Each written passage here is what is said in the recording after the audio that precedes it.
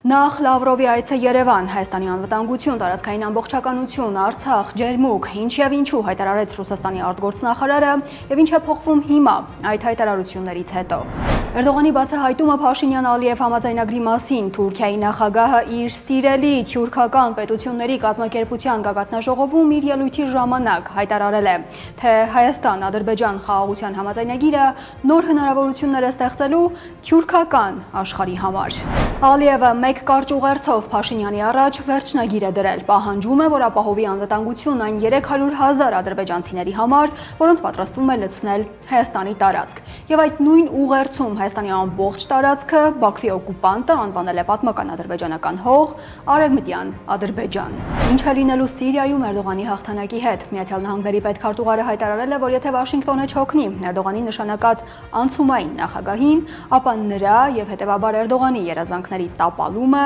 շաբաթների հարց է։ Այս թեմաներն ու ավելին այսօր երեկոյան 9-ին Alpha News-ի լրատվականի ուղիղ եթերում։ Միացեք։